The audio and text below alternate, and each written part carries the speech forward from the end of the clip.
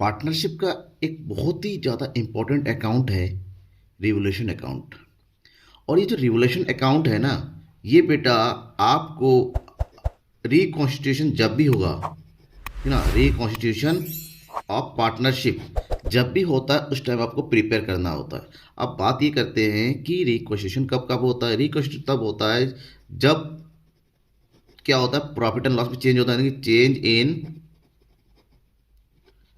Profit and loss account, या फिर किसी न्यू पार्टनर का क्या होता है, एडमिशन होता है, या फिर कि कोई एक पार्टनर रिटायर्ड होता है, या फिर किसी पार्टनर की डेथ होती है।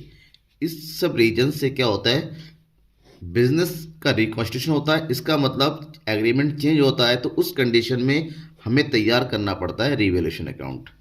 तो स्टूडेंट अक्सर कंफ्यूज होते हैं कि रिवैल्यूएशन अकाउंट किस तरह से तैयार किया जाए। समझ में आता है, उसके बाद भी गलती करके आते हैं। तो आप गलती नहीं करेंगे आज के इस वीडियो को देखने के बाद, क्योंकि बोर्ड एग्जाम नज़दीक है। लास्ट तक बने रहिएगा। रिवैल्यूएशन अकाउंट का हर एक कॉन्सेप्ट आज आपको समझ में आने वाला है, बिल्कुल ईजी वे में। ठीक है ना, बने रहिएगा, छोड़ना है। तो सबसे पहले ये समझना होगा रिवैल्यूएशन अकाउंट आखिर है क्या। एक्चुअली में रिवैल्यूएशन अकाउंट एक ऐसा अकाउंट होता है जहां पर बिजनेस के या फिर पार्टनरशिप के जो भी एसेट्स होते हैं या फिर जो भी लायबिलिटीज होती है उन सबको रीवैल्यूड किया जाता है। क्या किया जाता है, रीवैल्यूड। हम ये देखते हैं कि एसेट्स और लायबिलिटी के रीवैल्यूएशन में बिजनेस को प्रॉफिट हो रहा है या फिर बिजनेस को लॉस हो रहा है। मान लीजिए कि एसेट्स है, ठीक ना, लैंड है। बिजनेस का लैंड जो है 1 लाख था, लेकिन जिस दिन एक नया पार्टनरशिप आया, एडमिशन हुआ, उस दिन लैंड की वैल्यू जो है 1,20,000 हो गई। इसका मतलब रिवैल्यूएशन में हम 20,000 की वैल्यू को इंक्लूड करेंगे। तो ये जो है, जो एसेट्स की वैल्यू का या फिर लायबिलिटी की वैल्यू का इंक्रीज और डिक्रीज होता है ना, ये जो नेट वैल्यू उसको कैलकुलेट किया जाता है। अब उसी को रिवैल्यूएशन अकाउंट में एंट्री करके बिजनेस को होने वाली प्रॉफिट या फिर बिजनेस को होने वाले लॉस को पता लगाया जाता है। तो कैसे होता है, सबसे पहले इसके फॉर्मेट को समझते हैं। ठीक है, ध्यान रखना बेटा कि रिवैल्यूएशन का फॉर्मेट बिल्कुल सिंपल है। बस आपको दो चीज ध्यान में रखना है कि एसेट्स और लायबिलिटी। अब जब रिवैल्यूएशन अकाउंट होता है, बिल्कुल सेम वही लेजर की तरह होता है। ये होता है राइट हैंड साइड, आप लेफ्ट हैंड साइड डेबिट, और इधर होता है क्रेडिट। ध्यान में ये रखना है, क्रेडिट साइड बिजनेस की प्रॉफिट साइड को बताता है कि बिजनेस को फायदा हो रहा है, और डेबिट साइड बिजनेस के लॉस साइड को बताता है। अब फायदा और लॉस को समझिए। वो जब भी बिजनेस के जो भी एसेट्स है, अगर इसको इंक्रीज होता है, इंक्रीज इन एसेट्स, एसेट्स की वैल्यू अगर इंक्रीज होती है, तो जितनी भी इंक्रीज होती है उस वैल्यू को हम क्रेडिट साइड में लिखेंगे। जैसे यहाँ पर लैंड की वैल्यू 1 लाख थी, बन के होगी 1,20,000, तो 20,000 इंक्रीज हुआ, तो यहाँ पर हम लैंड करके 20,000 की एंट्री कर देंगे। वहीं पर इसको अपोजिट, अगर एसेट्स की वैल्यू डिक्रीज होती है, डिक्रीज इन एसेट्स, तो जो भी डिक्रीज वैल्यू है उसको हम जो है कहाँ लिखेंगे, डेबिट साइड में लिखेंगे। डेबिट का मतलब होता है बिजनेस को नुकसान हो रहा है, लॉस हो रहा है। क्रेडिट का मतलब होता है बिजनेस को फायदा हो रहा है। इसी का अपोजिट, अगर आपकी लायबिलिटी इंक्रीज होती है तो लायबिलिटी का बढ़ना बिजनेस को नुकसान होता है वो, ठीक है ना। अगर लायबिलिटी बढ़ती है, that means increase in liabilities, तो उसको डेबिट साइड में लिखेंगे। वहीं पर इसका ऑपोजिट जो होता है, अगर लायबिलिटी डिक्रीज हो तो बिजनेस को फायदा होता है, तो डिक्रीज इन लायबिलिटी हम कहाँ लिखेंगे, क्रेडिट साइड में लिखेंगे। समझ में आ गया। तो सिंपल सी बात है, आपको ये समझना है कि अगर एसेट्स और लायबिलिटी की वैल्यू अगर चेंज होके बिजनेस को प्रॉफिट दे रहा है, फायदा हो रहा है, तो उसको क्रेडिट साइड में लिखेंगे। लॉस हो रहा है तो उसको डेबिट साइड में लिखेंगे। समझ में आया। कोई भी अनरिकॉर्डेड लायबिलिटी है, कोई भी क्या हो रहा है, अनरिकॉर्डेड लायबिलिटी है जिसको अभी तक लिखा नहीं गया लेकिन एडजस्टमेंट में दिया हुआ है, तो अनरिकॉर्डेड लायबिलिटी को आप डेबिट साइड में लिखेंगे क्योंकि ये लायबिलिटी को इंक्रीज करता है। उसी का ऑपोजिट, अगर कोई भी अनरिकॉर्डेड एसेट्स है जो अभी रिकॉर्ड नहीं हुआ है, बैलेंस शीट में दिया हुआ नहीं है लेकिन एडजस्टमेंट में गिवन है, उसकी एंट्री हम कहाँ करेंगे, क्रेडिट साइड में करेंगे। ठीक है, इतना करने के बाद हमें क्या करना है, दोनों साइड को टोटल करना है। दोनों साइड का टोटल करने के बाद उसकी एंट्री करनी है। अगर मान लीजिए क्रेडिट साइड ज़्यादा होता है और डेबिट साइड कम होता है, तो उस केस में बिजनेस को होता है प्रॉफिट। और प्रॉफिट कहाँ लिखेंगे, डेबिट साइड में। लेकिन इन केस अगर आपका क्रेडिट साइड कम है और डेबिट ज़्यादा है तो वो होता है लॉस, उसको लिखेंगे हम कहाँ पर, क्रेडिट साइड में। अब जो प्रॉफिट और जो लॉस होता है ना, वो पार्टनर में, जो भी पार्टनर होता है, जितने भी पार्टनर होता है, इन सबको, सबके बीच में किस रेशो में, ओल्ड रेशो में डिस्ट्रीब्यूट कर दिया जाता है। जो भी ओल्ड रेशियो होगा, चाहे कोई भी रेशियो हो, जितने ही पार्टनर है उन सब में डिस्ट्रीब्यूट कर दिया जाता है। मेरे ख्याल से आपको ये कॉन्सेप्ट समझ में आ गया होगा। चलिए एक क्वेश्चन को सॉल्व करके मैं बताता हूँ। देखिए क्वेश्चन में ले रहा हूँ रिटायरमेंट का, कंप्लीट क्वेश्चन है, बट आपको केवल रिवोल्यूशन समझना है, तो उसमें मैं केवल रिवोल्यूशन सॉल्व करके आपको बताऊंगा। ठीक है, पहले क्वेश्चन देखते हैं किस तरह के क्वेश्चन पूछा जाता है रिवोल्यूशन में। अब देखिए क्वेश्चन लिया है मैंने, डीके गोयल बुक का क्वेश्चन है, रिटायरमेंट वाले चैप्टर से। क्वेश्चन में क्या कर रहा है, एक्स वाई जेड। देखिए क्वेश्चन चाहे एडमिशन का हो, रिटायरमेंट का हो, अगर रिवोल्यूशन अकाउंट बनाने के लिए कहा जाए तो सेम ही बनता है, कोई डिफरेंस नहीं है। रिवोल्यूशन का मतलब होता है एसेट्स और वैल्यू को कितना चेंज हो रहा है वो पता करना। ठीक है ना, तो ये मत समझिएगा कि सर ये तो रिटायरमेंट का है तो एडमिशन का रिवोल्यूशन कैसे बनाएंगे, सब सेम होता है। एक्स और Y are partners in a firm sharing profit and loss equally. The balance sheet of the firm as 31 March 2020 stood as follows. जहाँ पर हमारे पास लाइबिलिटीज गिवन है देखिए, और ये एसेट्स ध्यान में रखिएगा।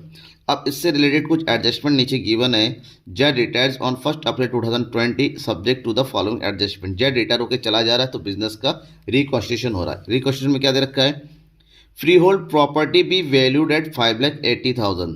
फ्री होल्ड प्रॉपर्टी की वैल्यू 5,80,000। अब इसको कंपेयर कीजिए बैलेंस शीट में। फ्री होल्ड प्रॉपर्टी कितना है, 4 लाख। 4 लाख की वैल्यू कितनी हो रही है, 5,80,000, मतलब इंक्रीज हो रहा है। एसेट्स की वैल्यू इंक्रीज होती है तो कहाँ लिखेंगे, रिवोल्यूशन अकाउंट के क्रेडिट साइड में। आपको लिख के बताऊंगा अभी। इन्वेस्टमेंट भी वैल्यूड एट 47,000। देखिए इन्वेस्टमेंट कितना है, 50,000। वैल्यू कितनी हो रही है, 47,000। 3,000 वैल्यू कम हो रही है, किसकी, एसेट्स की। कहाँ लिखेंगे, रिवोल्यूशन अकाउंट के डेबिट साइड में। स्टॉक भी वैल्यूड एट 94,000। स्टॉक कितना है, देखिए 1 लाख। वैल्यू कितनी हो रही है, 94,000। 6,000 से एसेट्स की वैल्यू डाउन हो रही है, कहाँ लिखेंगे, डेबिट साइड में। आगे प्रोविजन ऑफ 5% भी मेड फॉर डाउटफुल डेब्ट। जब भी प्रोविजन फॉर डाउटफुल डेब्ट प्रिपेयर करने के लिए कहा जाए, क्रिएट करने के लिए कहा जाए, ध्यान रखिएगा प्रोविजन हमेशा डेप्टर्स का क्रिएट होता है और लिखा जाता है लाइबिलिटी साइड में। यानी कि डेप्टर्स 2 लाख का 5% का प्रोविजन क्रिएट होगा। 2 लाख का 5% दैट मीन्स 10,000, कहाँ लिखेंगे, डेबिट साइड में। Trademarks are valueless. ट्रेडमार्क्स 20,000, इसकी वैल्यू 0 हो गई, यानी कि पूरे की पूरी वैल्यू घट गई, दैट मीन्स डेबिट साइड में। An item of 12,000 included in creditors is not likely to be claim. एक क्रेडिटर्स है 12,000 का, अब वो कभी क्लेम नहीं करेगा। भाई क्रेडिटर्स वो होता है जिसको हमें पैसे देने होते हैं, अब वो क्लेम नहीं करेगा, इसका मतलब 12,000 हमारे बच गया, ये हमारे प्रॉफिट हो गया। प्रॉफिट हो गया दैट मीन्स हम इसको क्रेडिट साइड में एंट्री करेंगे। बाकी गुडविल दे रखा है, इससे आपको कोई फिलहाल मतलब नहीं है, क्योंकि हमें केवल रिवोल्यूशन अकाउंट सीखना है। तो रिवोल्यूशन की जो भी आइटम्स है उसकी एंट्री हम कर रिवोल्यूशन अकाउंट में करेंगे। ठीक है, देखिए कैसे। सबसे पहले कह रहा है फ्री होल्ड प्रॉपर्टी 580 हो गया, कितना था, 4 लाख। 4 लाख का 580 हो गया, तो इसकी एंट्री हम कहाँ करेंगे, रिवोल्यूशन अकाउंट के क्रेडिट साइड में, क्योंकि एसेट्स की वैल्यू इंक्रीज होती है तो क्रेडिट साइड में लिखते हैं। तो यहाँ पर क्या लिखेंगे, by free hold property amount 1,80,000, क्योंकि 4 लाख था 580 हो गया। ठीक है, दूसरा क्या दे रखा है, इन्वेस्टमेंट वैल्यूड एट 47,000। इन्वेस्टमेंट था 50, कम होके 47 हो गया, यानी कि 50 माइनस 47, 3,000 की वैल्यू कम हो गई है। अगर एसेट्स की वैल्यू कम होती है तो कहाँ लिखते हैं, डेबिट साइड में। तो ये लिखेंगे हम इन्वेस्टमेंट के नाम से, दिस वन 3,000। क्लियर। नेक्स्ट क्या कह रहा है, नेक्स्ट है स्टॉक की वैल्यू 94,000 हो रही है, जबकि थी कितनी पहले से, 1 लाख। 1 लाख का 94,000, 6,000 की वैल्यू कम हो गई। एसेट्स की वैल्यू कम होती है तो कहाँ लिखते हैं, डेबिट साइड में। दिस वन स्टॉक 6,000 से इसकी वैल्यू कम हो गई। नेक्स्ट क्या कह रहा है, प्रोविजन क्रिएट करना है 5% का।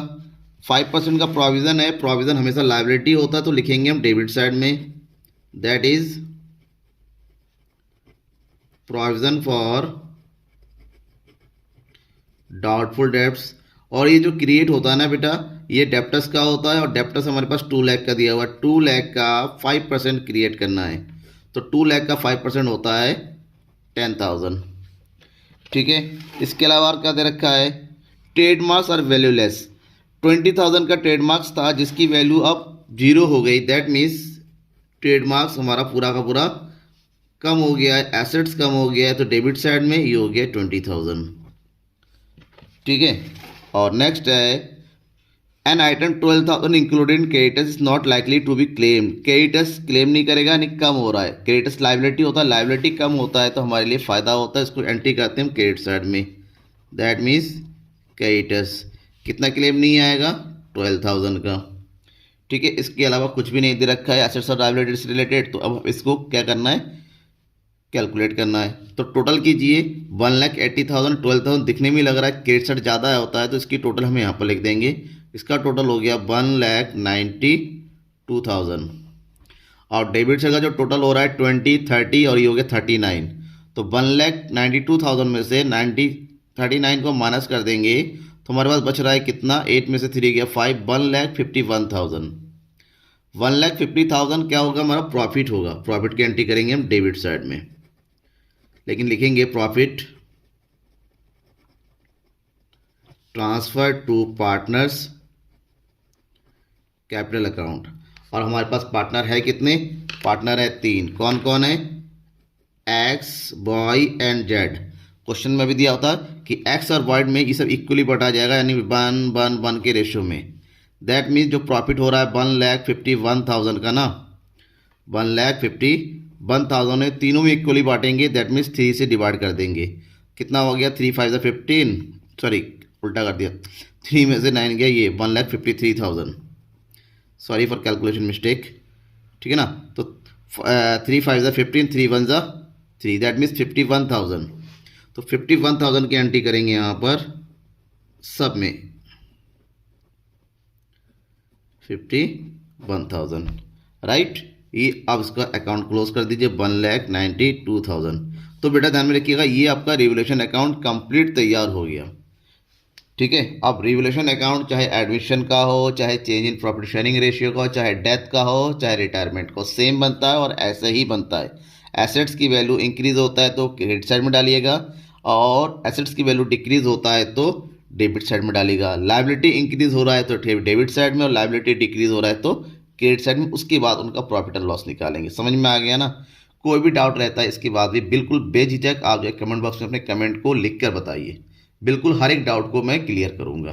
Thank you everyone. सब्सक्राइब कर दीजिए अपने दोस्तों के बीच में। बोर्ड की प्रिपरेशन है, जल्दी ही 1 शॉट वीडियो हर एक चैप्टर का आपके लिए लाया जाएगा। तब तक के लिए thank you, bye, good night.